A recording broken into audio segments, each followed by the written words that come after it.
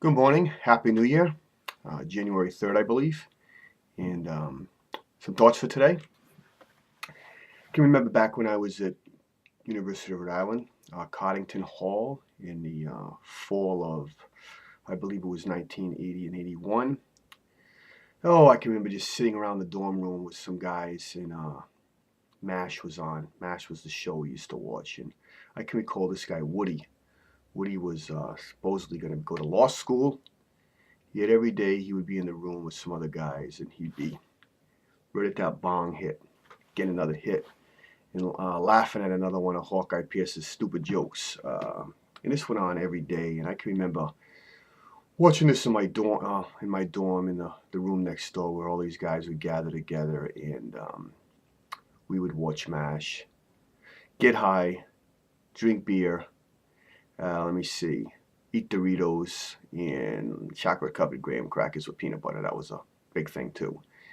I remember thinking after maybe the 50th episode of MASH and the 50th time of hitting the bong, what is this all about? How stupid is it? How stupid is this? And it made me realize my life, my life up to that point was worthless, stupid. And I also realized how little control over I had over my circumstances. I didn't set out one day, at leaving high school and college to be sitting in a dorm room, not wondering, what I wanted to do with my life or schooling, and just wanted to get high and forget about things and watch MASH with a whole bunch of rejects. But I realized that's what I was doing. And at some point during this time, God intervened. He did it over a series of events, but he made me realize that, my life was screwed up. I was not following God by any means. I was following my own self, but my own course that I was taking was without any rudder, no direction. It was just a failure. And over time, things happen, and in many ways, God helped direct my life out of those circumstances, and things became better. Not perfect by any means, but today I'm somewhat normal, stable, married, family.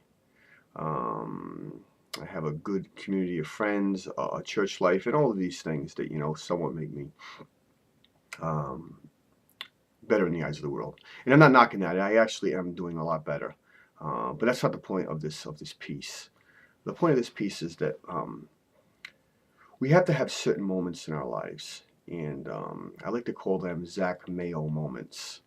I don't know if any of you've seen the movie An Officer and a Gentleman, but it kind of tells the story of a guy who was like me. He was just screwed up, didn't know where to go, had potential, but just kind of threw it all away.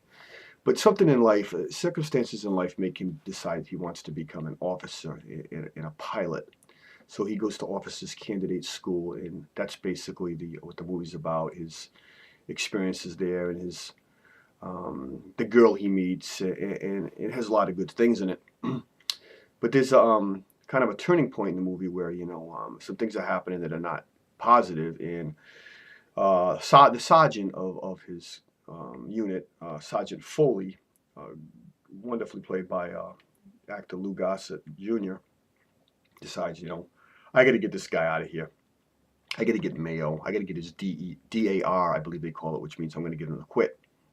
So he has Zac Mayo do all of these things, like running around the rain with holding his gun up, all of these different things to make it brutal for him to want to remain in OCS, officers candidate, OCS.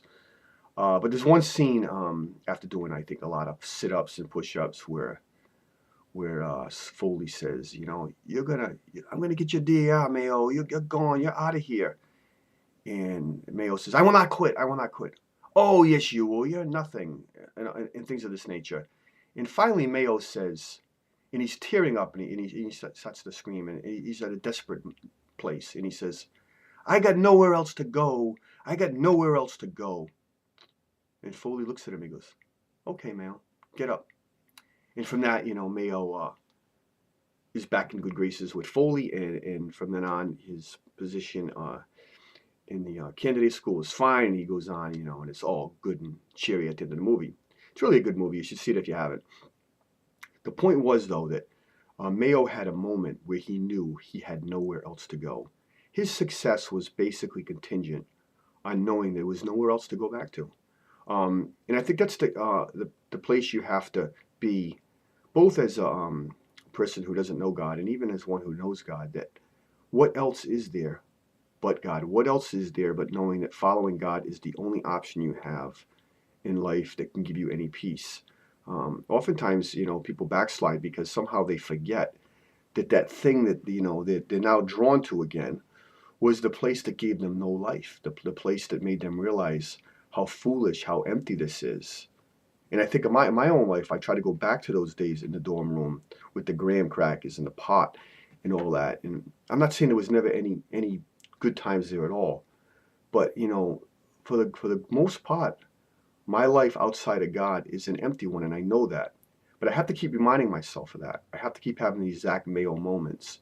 The Christian has to realize that God is the only refuge he has, the only place he can go, and he has nowhere else to go. He has to realize that because there are options. Technically, there are places he can go, so to speak, but he has to come to a place. I have nowhere else to go. Once he's at that place, he can go full steam ahead, follow God, love God, honor God. It won't be perfect. There'll be setbacks, but he'll realize that is where he belongs. His belonging, his identity, is tied with Christ. If any man be in Christ, he is a new creation. Old things have passed away. All things become new. And that's the good news. So everybody, remember Zac Mayo. Remember when he was doing those sit-ups, so when they wanted him to quit, he says, I have nowhere else to go. I have nowhere else to go. And in 2011, I will follow Christ because like in 2010 and 2009 and 2008, I have nowhere else to go. God is where I need to be. God is what energizes me. God is what makes me the person he designed me to be. Thanks for today. Until next time, Johnny W. Bread. So long.